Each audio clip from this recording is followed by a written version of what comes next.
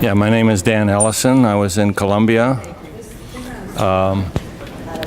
Prior to going to Colombia, I married one of the volunteers who was training, so we went down as a couple, and we were in a place called La Guajira.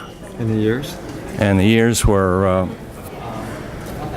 1965 to 67, I believe.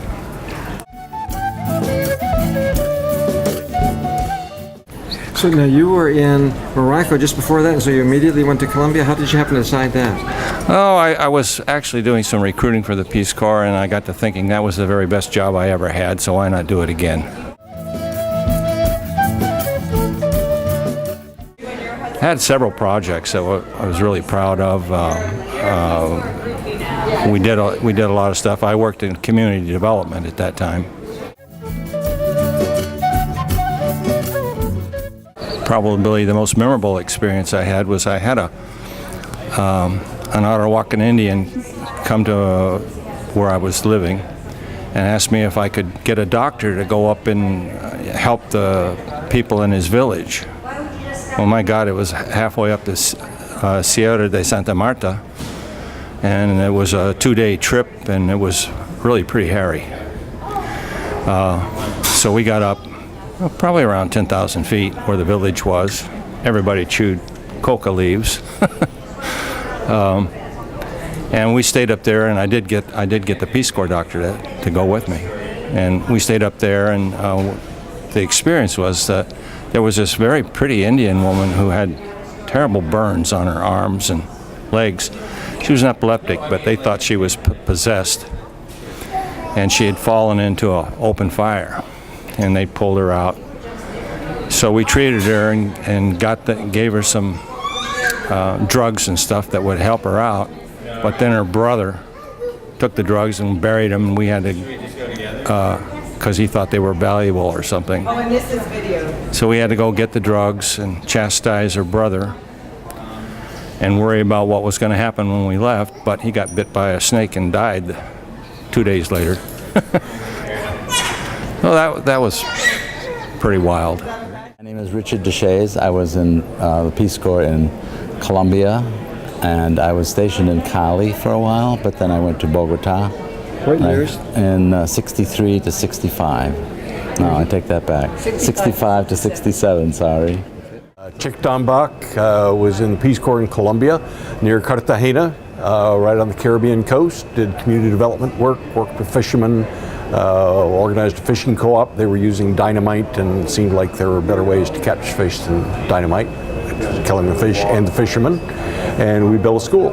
So that's what it is. What years you were there? 67 to 69.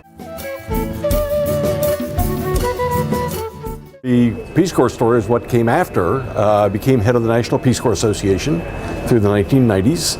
And in fact, the name of the organization came about during that time. We changed the name from the National Council of Returned Peace Corps Volunteers to the National Peace Corps Association, and got our PCVs involved in projects around the world, mostly having to do with making a more peaceful world. Worked in Rwanda and Ethiopian Eritrea border war. In fact, I'll be making a presentation tomorrow dealing with that and some other subjects. Became head of the Alliance for Peace Building, the organization of people and organizations that try to reduce the frequency and severity of violent conflicts around the world. And so all of that grew out of the Peace Corps. Wow. So that's the story. Very neat. Well, Yeah. thank you. You bet. Pleasure to meet you. Same here. My name is Wayne Kilker, and I was in the country of Colombia in 1966 to 68 in the city of Bucaramanga, which is in Santander, near Venezuela. Well, one of my best encounters down in Colombia was at the university in Bucaramanga, and it was with a fellow named John Fitzpatrick, who was a Fulbright scholar down there, and he was very interested in developing rural communication and transportation means. And one of the things that he and I worked on was a cable system that would bring goods down from the mountains rather than people carrying them on their back. It was a cable system using discarded oil industry cables, because they'd use them so long and then they'd change them whether they were broken or not. So that was one of my more interesting events in my tenure as a Peace Corps volunteer. It was interesting for the group of us that lived in Bucaramanga, in that one of the students from the university, engineering university, lived with us the whole time. He was of not great means, so we put him up in our place. There was room for him, and we've kept in contact with him over the 40-some years till this day. Even this year we heard from him one time. He lives in the Cartagena area. My name is Barbara Jaslow Schaefer. I was in Colombia from 1968 to 1970 in a town called Montebello in the department of Antioquia in Colombia. I could tell you about my very first day that I arrived in Montebello. I got on a bus, one of these escalators with all the campesinos and the bultos on top and a pig inside. I had no idea where I was going. My Spanish was very bad. I was the only Caucasian on this bus, and I got to the town expecting a grand welcome, and people looked at me and wanted to know who I was and what was I doing there. The Peace Corps forgot to send out their telegram telling them that I was arriving. So I asked about a hotel. There was no hotel. I asked about a rooming house. There was no rooming house. And finally, somebody in town took pity on me and brought me into their house, and where I stayed for a few days until a family had an extra room, and that became my home until I found a more permanent place.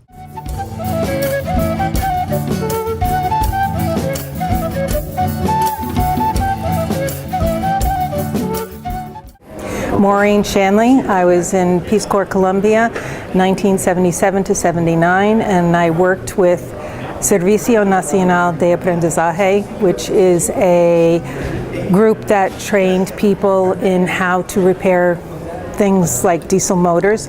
But then I also worked for UNICEF, and I did slide tape presentations for UNICEF, which they used at World Conference to duplicate programs that they had started in Colombia.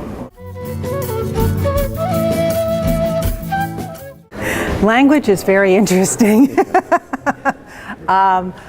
There was one Peace Corps volunteer who worked in an office near me, and he'd been there for a couple of years, and he spoke Spanish better than I did.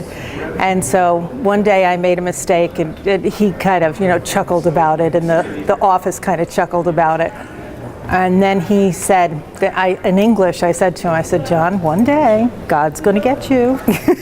And he said, and so then they wanted to know what I was saying in English, because I never spoke English in the office. And he said, ella está embarazada. And the ladies all laughed and said, "When?" And he said, "Now." And he said, "No. Embarazada means you're pregnant, and we know that Americans have to do it the same as Colombians." So it was really it was fun, but so I didn't expect God to get him back so quickly. So language, I know me dar pena means that I'm embarrassed in English, but I'm no longer embarazada.